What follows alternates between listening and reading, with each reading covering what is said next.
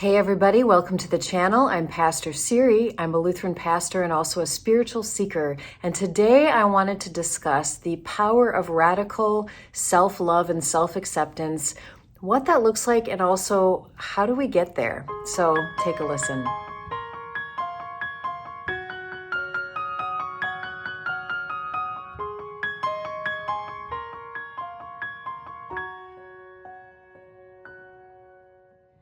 So as some of you may know, in the beginning of February, I was in India on a spiritual retreat with other people, and I had a really profound awareness while I was there.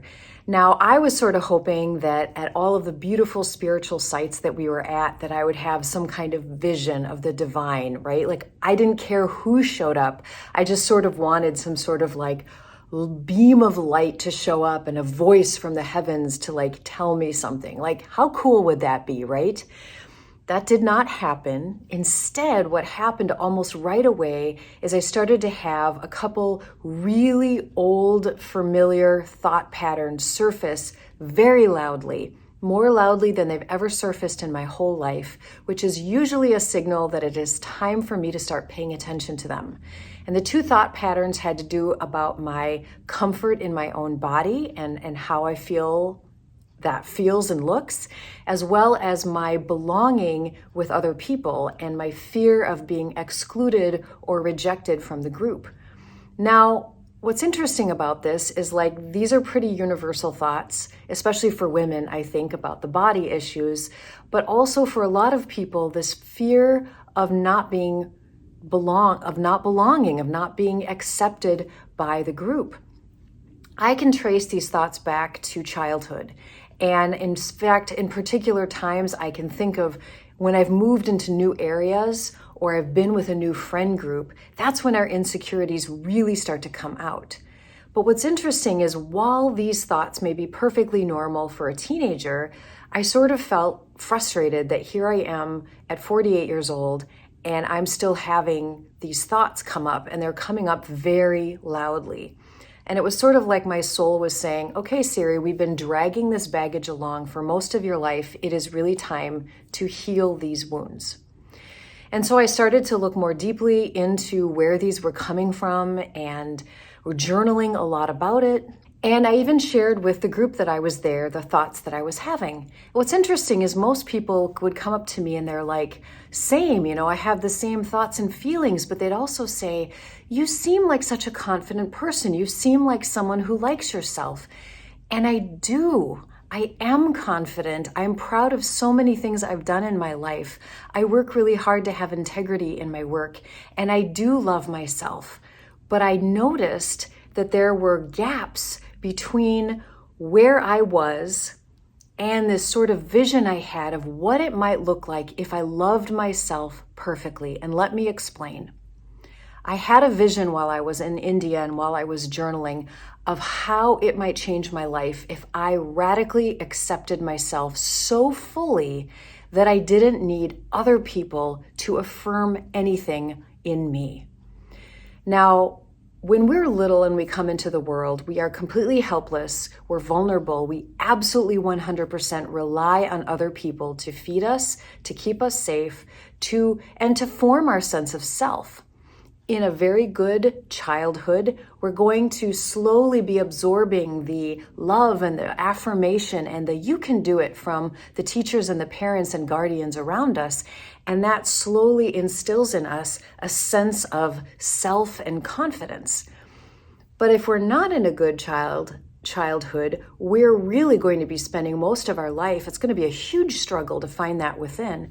And we're going to be spending most of our life looking for that from the people in our lives. But here's the thing. Even if you've had a good childhood, because we're human and because the world is not perfect, there's going to be gaps between where we are and that full total acceptance of who we are and that confidence in who we are, so that when we go out in the world, we can just relate to other people. And just pause for a moment and think about the interactions that you might have on a daily basis. If you have a partner, if you have children, or if you have good friends, a lot of those can be wonderful relationships, really healthy relationships. But usually to some level, when we're having a bad day or just even on some unconscious level, there's something we might need or want from that person. And I'm not saying there's anything wrong with that, but how deep does it go? Sometimes if you cannot stand on your own 2 feet in terms of loving yourself, that you so need to be loved by your other person in your life, it can be overwhelming at times. And so I think about the interactions I've had in my life. I think about my work. I think about with strangers, the frustrations that I might have, the other pieces when people aren't behaving the way I need them to behave.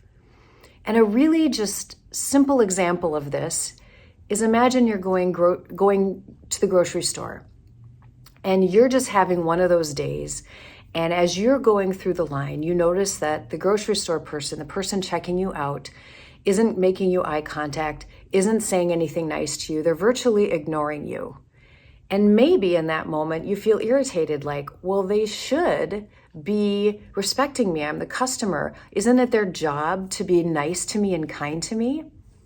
Well, maybe it is and maybe it isn't. But in that moment, all of these subconscious scripts that we've embedded deep down inside of how people should be responding, how people should be behaving, often come deeply from a sense of what we need from other people. And I had this vision, like I said, of being so confident and so at peace with myself, so accepting of myself, that every time I met another person, I could just seriously be like, what's up with you? How you doing? And just genuinely be there for them in a way in which I didn't care if they liked me or if they didn't like me. I could like them just for who they were. I didn't need them to behave in any certain way to make me feel comfortable. I could go on and on about the ways in which we relate to other people in ways that, whether we realize it or not, really have to do with us. I often say that 80% of the way we react to other people is really more about where we are within ourselves, and the same is true with them. You know, there's some people that we just piss off. We don't even mean to. Like, we're just going about living our life, trying to be a kind person, trying to just share, trying to do this or that. And people don't like us. And that has a lot to do with who they are and just doesn't resonate with who we are. And that is okay. It's also fascinating that when we're talking about our relationship with other people, that the things that piss us off the most about other people isn't just so much that they may not be giving us what we need in the moment. That could be true.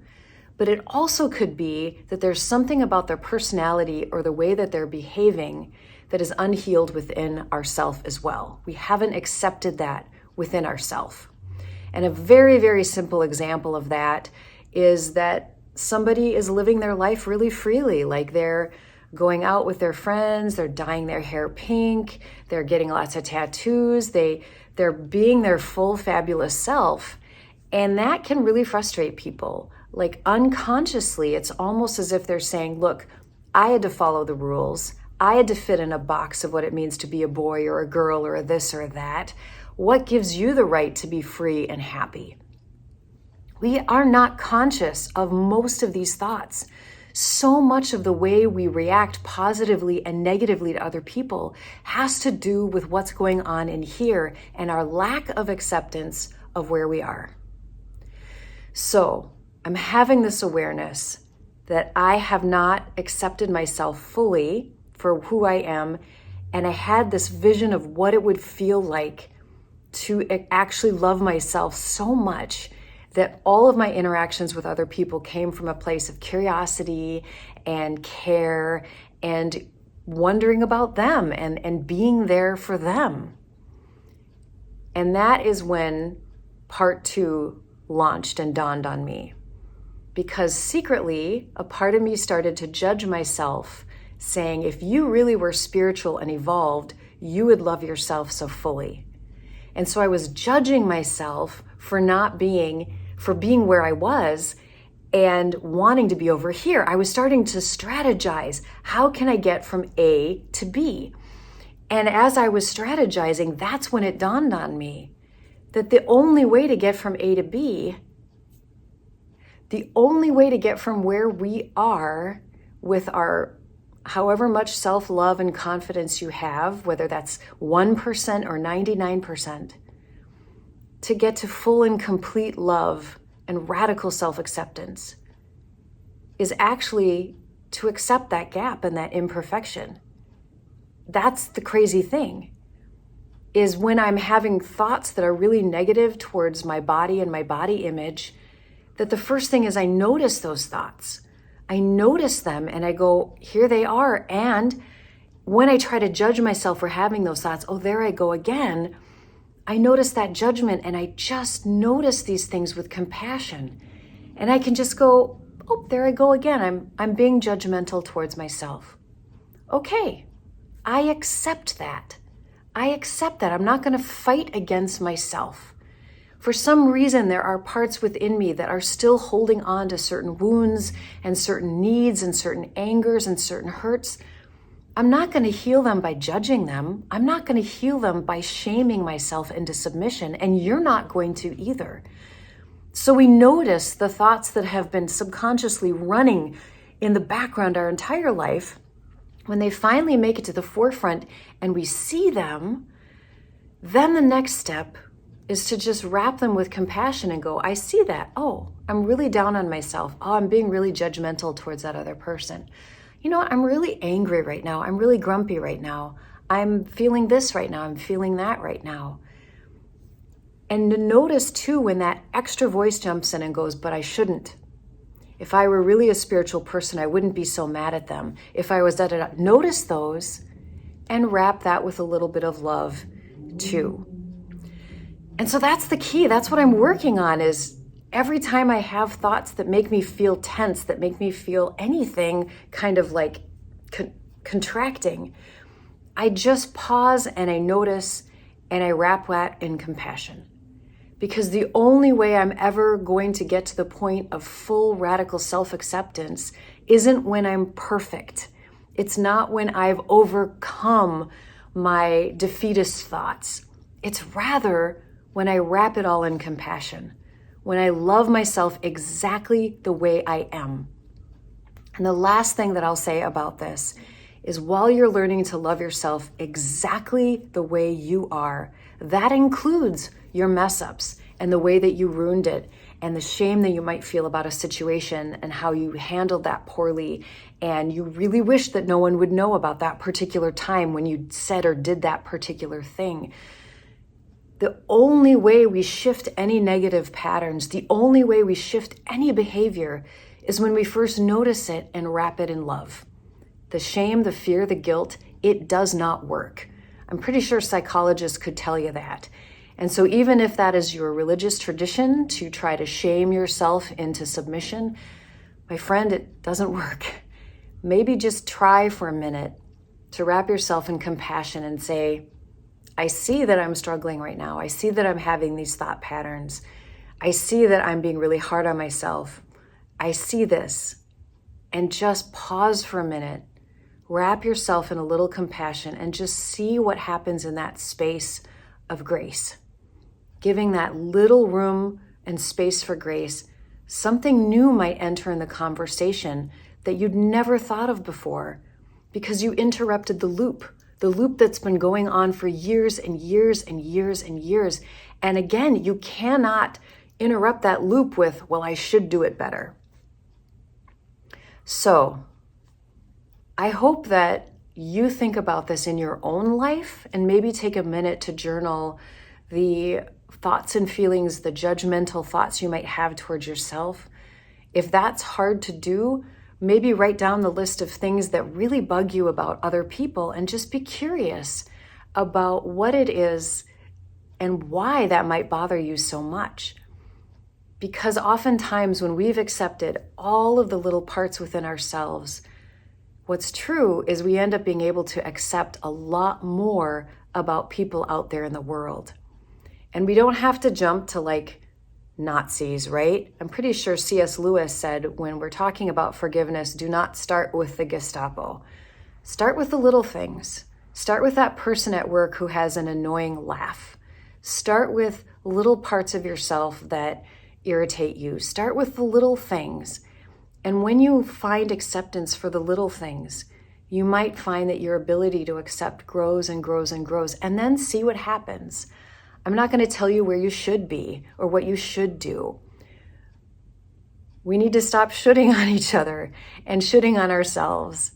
And instead, we just embrace with compassion. And in that process of practicing radical self-love, we may eventually actually end up feeling radical self-love. But it's all part of the practice. It's all part of the journey. And so I invite you to be on this journey with me, to love yourself completely and wholly, as imperfect as you are. Thanks for watching.